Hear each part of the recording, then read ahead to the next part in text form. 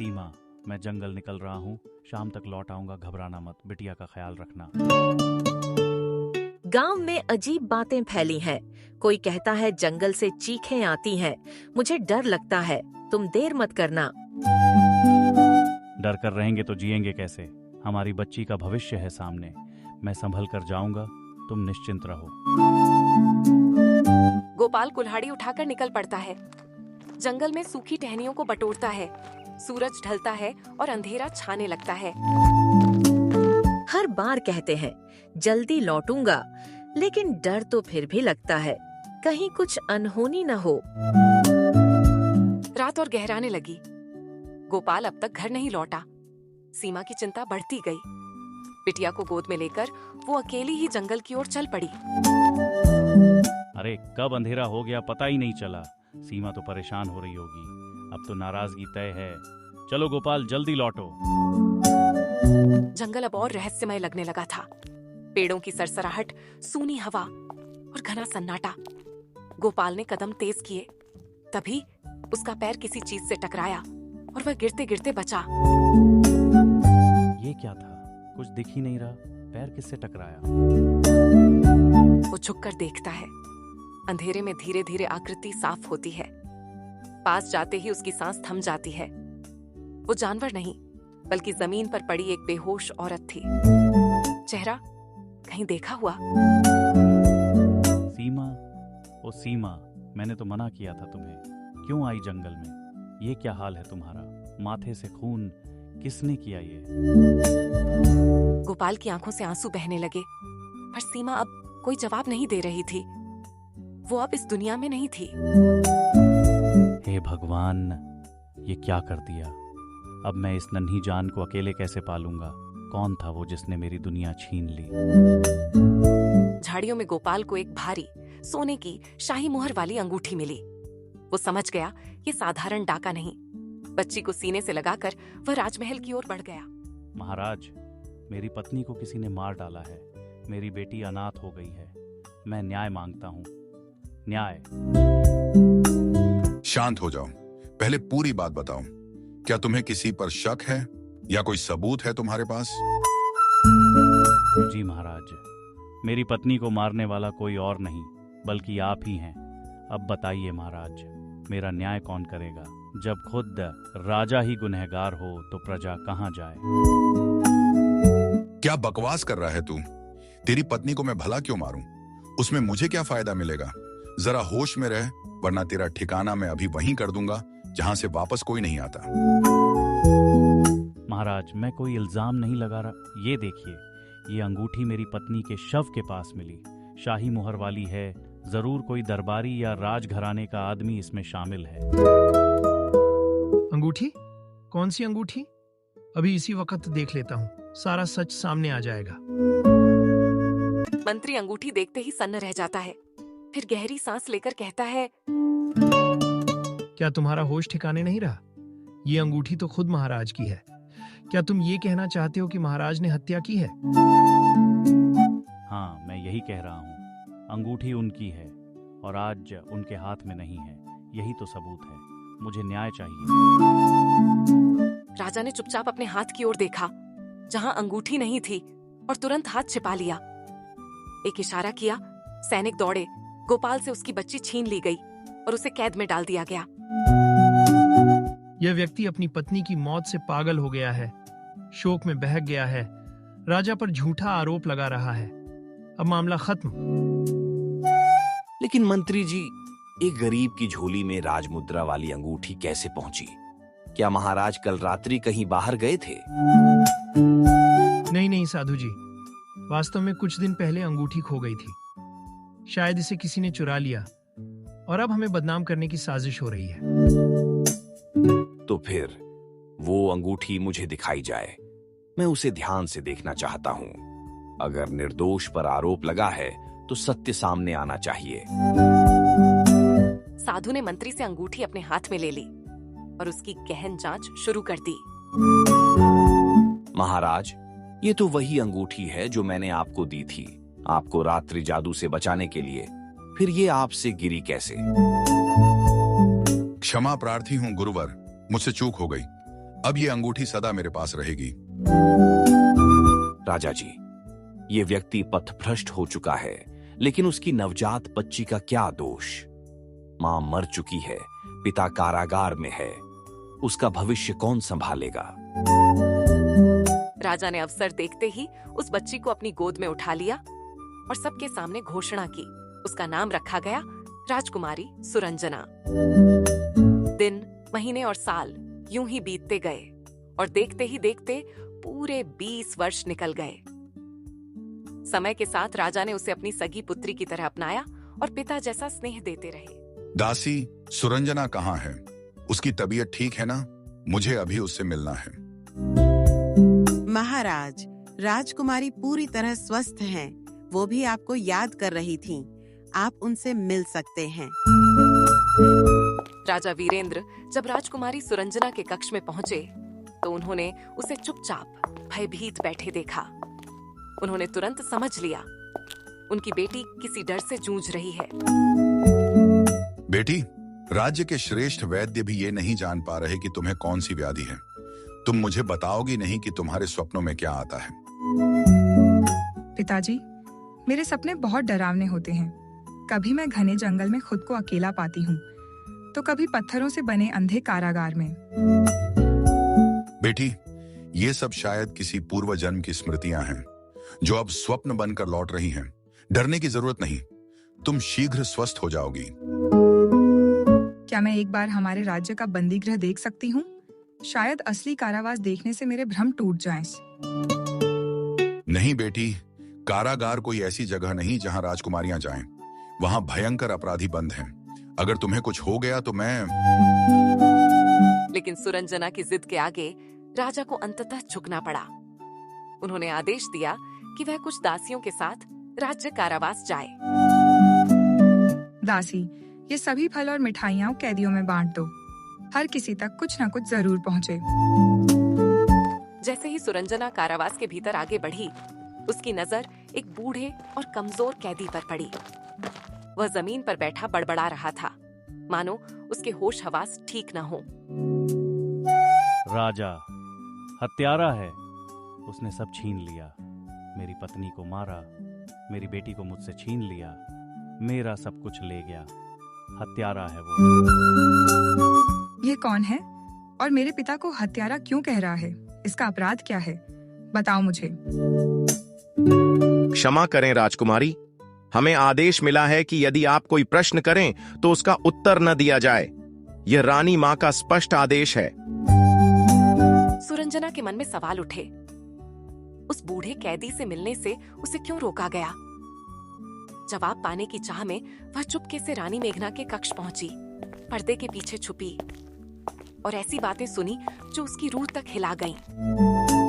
जिस दिन सुरंजना को ये पता चलेगा कि वो असल में कौन है, उस दिन उसकी दुनिया बिखर जाएगी। मैं उसी पल का इंतजार कर रही हूँ। दासी। महारानी, मुझे खबर मिली है कि राजकुमारी जेल तक जा पहुंची और वो उस बूढ़े कैदी के बारे में भी पूछताछ कर रही थी। अच्छा हुआ सैनिकों ने कुछ नहीं बताया।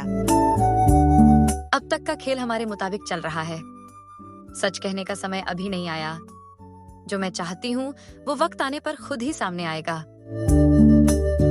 पर्दे के पीछे खड़ी राजकुमारी सुरंजना का दिल कांप उठा। उसके मन में अब अनेक प्रश्न उमड़ने लगे। कुछ तो बड़ा राज है जो मुझसे छुपाया जा रहा है। पिताजी स्नेह करता है, पर रानी माँ में मेरे लिए ममता कभी नहीं दिखी। सैनिकों को चुप रहने का आदेश क्यों? और वो कैदी पिताजी को हत्यारा क्यों कह रहा था? सुरंजना के मन में सवालों की भीड़ थी। हर जवाब उसे अपनी पहचान से दूर और गहराई में ले जा रहा था। आखिरकार उसने एक योजना बनाई। एक रात उसने अपनी निजी सेविका के वस्त्र पहन लिए। जब तक मैं लौटूं, तुम मेरी जगह राजकुमारी बनकर रहो। ध्यान रहे, कोई तुम्हारा चेहरा ना देखे। मैं जल्द लौटूंगी। राजकुमारी, अगर यह राज खुल गया तो मुझे मृत्युदंड मिल सकता है। कृपया आप ऐसा जोखिम मत उठाइए। मैं तुम्हारी रक्षा करूंगी। तुम बस कुछ देर अभिनय करो। मेरा सच जानना जरूरी है। सुरंजना दासी के वेश में महल से निकलकर चुपके से कारागार पहुंची। वहां कोने में वही वृद्ध कैदी था, मौन, टूटा हुआ, मानो कहने की ताकत खो चुका हो। बाबा, आप कौन हैं और आपने मेरे पिता को हत्यारा क्यों कहा? कृपया सच बताइए, मुझे सब जानना है। तुम हो कौन और मुझसे ये सब क्यों पूछ रही हो? तुम भी शायद बाकी सबकी तरह मुझे पागल समझोगी और मेरी बातों पर यकीन नहीं करोगी। मैं सुरंजना हूँ, इस राज्य की राजकुमारी। मैं वचन देती हूँ, तुम्हारी बातों को गंभीरता से सुनूंगी। अगर तुम सच बोल रहे हो तो मैं तुम्हें यहाँ से आजाद करवाऊंगी। उस रात मैं जंगल में लकड़ियां काट रहा था। वापस लौटते समय रास्ते में मेरी पत्नी मृत पड़ी थी और मेरी नन्ही बेटी वहीं रो रही थी। उसके पास गिरी थी एक अंगूठी, भारी सुनहरी, एक नगीने के साथ। जानती हो वो किसकी अंगूठी थी? अंगूठी किसकी? राजा की, वही अंगूठी जो मैंने पहले भी उनके हाथ में देखी थी। मुझे उसी पल समझ आ गया, मेरी दुनिया उजाड़ने वाला और कोई नहीं बल्कि वही था जो आज सबसे ऊंचे सिंहासन पर बैठा है। राजमुद्रा वाली अंगूठी? हाँ, मैंने भी देखी है। वो अंगूठी राजा के हाथ में हमेशा रहती है, वो कभी उसे उतारते तक नहीं।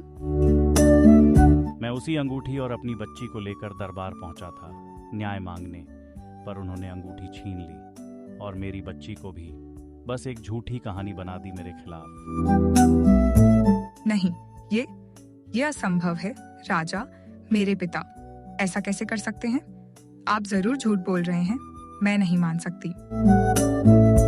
झूठ? राजा ने मेरी पत्नी की हत्या की और जब मैं सच लेकर पहुंचा उन्होंने मुझे पागल घोषित करवाकर जेल में डलवा दिया और मेरी नन्ही सी बच्ची, उसे भी मुझसे छीन लिया गया। आपकी बेटी, वो अब कहाँ है बाबा? क्या उसके साथ भी कुछ बुरा हुआ? और महाराज भला किसी को क्यों मारेंगे? उन्होंने मुझसे मेरी बेटी भी छीन ली थी। सैनिकों ने कभी इशारों में कहा था वो अब बड़ी हो गई है और इस राज्य की राजकुमारी कहलाती है। क्या तुम ही मेरी बेटी हो? क्या तुम वही हो, मेरी नन्ही सी परी? सुरंजना के पैरों तले जमीन खिसक जाती है, उसके चेहरे से रंग उड़ जाता है। उसके जीवन की सच्चाई जैसे एक तेज चीत्कार बनकर सामने आती है। कुछ कहे बिना वो वहां से चली जाती है। नहीं, मैं तो राजा की संतान हूँ, लेकिन वो जो कह रहा था, क्या वो सच था? अगर मैं उसकी बेटी हूँ तो राजा ने मेरी माँ को... नहीं, ये सपना है, एक भयानक सपना। आंखों से आंसू बहने लगते हैं, शरीर कांपता है, दिल टूटा है। सुरंजना जानती है अब कुछ भी पहले जैसा नहीं रहा। और तभी कमरे का द्वार खुलता है, रानी भीतर आती है। इतने आंसू? तुम्हारी आंखें सब कह रही हैं। मैंने सुना तुम कालकोठरी तक पहुंच गई थी। लगता है अंततः तुम्हें अपनी सच्चाई जान ही गई। जिस सम्राट का नाम तुम पूजा की तरह जपा करती थी, असल में वही एक निर्दयी हत्यारा है। नहीं, ये झूठ है। महाराज ने मुझे स्नेह दिया, हर कठिन समय में साथ दिया। वो मेरे पिता हैं, वो किसी की जान कैसे ले सकते हैं? सच्चाई अक्सर सबसे भयानक होती है पुत्री। जिसे तुम पिता मानती रही, उसी ने तुम्हारी जननी की हत्या की और तुम्हारे असली पिता को वर्षों से बंदी बनाकर रखा। तुम्हें गोद लेकर उसने अपने पापों पर पर्दा डाल दिया। अब समय है कि तुम न्याय का रास्ता चुनो। क्या तुम अपने माता पिता के लिए प्रतिशोध नहीं लोगी? मैं अपने असली पिता को वापस लेकर आऊंगी, अपनी माँ की हत्या का बदला लूंगी। जिसने भी मेरे परिवार को खत्म कर दिया, मैं उसे नहीं छोड़ूंगी। रानी मेघना राजकुमारी को एक छोटी सी तलवार देती है और उससे महाराज की हत्या करने को कहती है। राजकुमारी सुरंजना पूरी तरह से महाराज की हत्या के लिए तैयार हो जाती है। एक दिन महाराज अपने कमरे में सो रहे होते हैं। आज मैं अपने परिवार की हत्या का बदला लेकर रहूंगी। आप इसलिए बच गए क्योंकि आप महाराज थे और आपने उस गरीब किसान को पागल कहकर जेल में डाल दिया। जैसे ही राजकुमारी सुरंजना राजा पर तलवार उठाने ही वाली थी, राजा की आंख खुल गई और वो तुरंत खड़े हो गए। ये तुम क्या कर रही हो सुरंजना? होश में तो हो? तुम मेरी अपनी बेटी हो, मेरी जान से भी प्यारी। क्या तुम मुझे मारना चाहती हो? अगर इतना ही प्यार था तो ये क्यों छिपाया कि मैं तुम्हारी संतान नहीं हूँ? क्यों नहीं बताया कि मेरी माँ की मौत के पीछे तुम्हारा ही नाम लिया जाता है? नहीं नहीं, मैंने किसी की जान नहीं ली। उस रात की सच्चाई किसी को नहीं बताई थी, पर अब बताता हूँ सब कुछ। महाराज उस रात की सच्चाई राजकुमारी सुरंजना के सामने प्रकट करते हैं। कहो मंत्री, नगर में सब कुशल तो है? कहीं हमारी प्रजा किसी मुसीबत में तो नहीं? महाराज, हालात अच्छे नहीं हैं। एक भयावह जादूगरनी नगर पर कहर बनकर टूटी है। वो मासूम बच्चों को उठा ले जाती है और फिर कोई उनका पता नहीं चलता। अब सहन नहीं होगा। उस दुष्टिनी को मैं स्वयं समाप्त करूंगा। मंत्री, मेरी तलवार लाओ, आज न्याय होगा। महाराज, वह जादूगरनी अत्यंत घातक है। कृपया अकेले न जाएं। मुझे भी आपके साथ चलने की अनुमति दें। राजा मंत्री की बात अनसुनी कर देते हैं और अकेले ही तलवार लेकर जंगल की ओर निकल पड़ते हैं। रास्ते में उन्हें सीमा अपनी नन्ही बेटी के साथ जाते हुए दिखती है। रुको जादूगरनी, किस मासूम को उठाकर ले जा रही हो? तुम खुद को साधारण स्त्री दिखा रही हो, लेकिन मैं जानता हूं तुम एक छलिया हो। आज मैं तुम्हें बख्शूंगा नहीं। राजा सीमा की ओर तेजी से बढ़ते हैं। तभी असली जादूगरनी सामने आ जाती है और सीमा को मार देती है। रुको, उसे मत मारो, उसकी बच्ची अनाथ हो जाएगी। सुनो, नहीं। जादूगरनी राजा की विनती अनसुनी कर सीमा को मार देती है और बच्ची को उठाने लगती है। तभी राजा अंगूठी फेंकते हैं, जो दिव्य चमक के साथ बच्ची के चारों ओर सुरक्षा कवच बना देती है। ये तो रक्षित अंगूठी है। इसके रहते मैं इस बच्ची का बाल भी बांका नहीं कर सकती। अंगूठी की शक्ति देख जादूगरनी घबरा जाती है और गुस्से में दांत पीसकर अंधेरे में गायब हो जाती है। उधर राजा को झाड़ियों से किसी के आने की आहट सुनाई देती है। लगता है कोई आ रहा है। अगर किसी ने मुझे यहाँ देख लिया तो यही समझेगा कि इस स्त्री की हत्या मैंने की है। नहीं नहीं, मुझे यहाँ से निकलना होगा, अभी के अभी। राजा घबराकर वहाँ से तुरंत निकल जाते हैं और सीधे अपने महल पहुँचते हैं। मेरा अपराध बस इतना था कि मैं डरकर जड़ हो गया। हत्यारा कहलाने से बचने को भागा, पर कसम है मैंने किसी की हत्या नहीं की। अगर आप हत्यारे नहीं थे तो आपने उस किसान को जेल क्यों भिजवाया? आप उसे सच्चाई बता सकते थे। वो आज तक आपको अपनी पत्नी का हत्यारा मानता है। बेटी, ये सब कुछ उतना आसान नहीं था जितना दिखाई देता है। मैं एक राजा था, मुझ पर लाखों प्रजा की जिम्मेदारी थी। हर निर्णय मुझे दिल से नहीं, राजधर्म से लेना होता था। मैं मजबूर था, लेकिन फिर भी शायद एक पिता के रूप में मैं असफल रहा। पिताजी, मुझे क्षमा करें। मैंने आपके प्रेम, त्याग और सुरक्षा को भुला दिया। जब दुनिया ने ठुकराया, आपने संभाला, महारानी की नफरत से बचाया और सच्चा पिता बनकर प्रेम दिया। महारानी ने तुम्हें कभी नहीं अपनाया। मेरी कोई संतान नहीं थी, पर तुम्हारे पिता कहने से जीवन पूर्ण लगा। फिर भी रानी के मन में तुम्हारे लिए स्नेह न आया। पिताजी, मेरी माँ की हत्या उस दुष्ट जादूगरनी ने की है। अब मैं शांत नहीं बैठूंगी। मैं उसे उसके हर पाप की सजा दूंगी। अपने हाथों से उसकी विनाश का अंत करूंगी। बेटी, ये राह कठिन है। वो जादूगरनी साधारण नहीं, रूप बदल सकती है, पास भी हो सकती है, दूर भी। उसे पहचानना आसान नहीं। महाराज सुरंजना को चेतावनी देकर वहां से चले जाते हैं, पर सुरंजना के मन में अब भी एक और सवाल उठ रहा होता है। जिस रानी ने उसे कभी स्वीकार नहीं किया, वही रानी अब राजा को मारने के लिए तलवार दे रही थी। रानी हमेशा मुझसे नफरत करती रही है, तो फिर उन्होंने मुझे तलवार देकर राजा की हत्या के लिए क्यों उकसाया? क्या ये कोई और चाल है? मुझे सच जानने के लिए खुद महारानी पर नजर रखनी होगी। सुरंजना ने चुपचाप रानी की हर हरकत पर नजर रखनी शुरू कर दी। दिन गुजरे, लेकिन एक रात जब पूरा महल सो रहा था, राजकुमारी ने देखा रानी चुपके से महल से बाहर जा रही थी। इतनी रात गए महारानी अकेले बिना किसी रक्षक के बाहर? जरूर कुछ ना कुछ गड़बड़ है। मुझे हर हाल में इनका पीछा करना होगा, चुपचाप बिना कोई आहट किए। राजकुमारी सुरंजना चुपके से रानी का पीछा करती है। रानी महल पार कर जंगल की एक गुफा तक पहुंचती है, मंत्र बड़बड़ाती है और पलों में जादूगरनी में बदल जाती है। क्या महारानी ही वो जादूगरनी है? सालों से महल में हमें छलती रही। मुझे तुरंत महाराज को सच बताना होगा। धड़कते दिल और कांपते पांवों के साथ सुरंजना वहां से पलटती है और फिर पूरे वेग से महल की ओर दौड़ पड़ती है। अब उनके पास सच्चाई है और एक फैसला। महाराज, महारानी ही असली जादूगरनी है। मैंने अपनी आंखों से देखा है उन्हें गुफा के बाहर। जैसे ही उन्होंने मंत्र पढ़ा, उनका चेहरा, उनकी देह सब बदल गया। वे वर्षों से हमें धोखा दे रही हैं, आपको, पूरे राज्य को। नहीं, यह असंभव है। मैं मानता हूं कि महारानी ने तुम्हारे साथ कठोरता बरती है, लेकिन इस सीमा तक कि वह कोई जादूगरनी हो।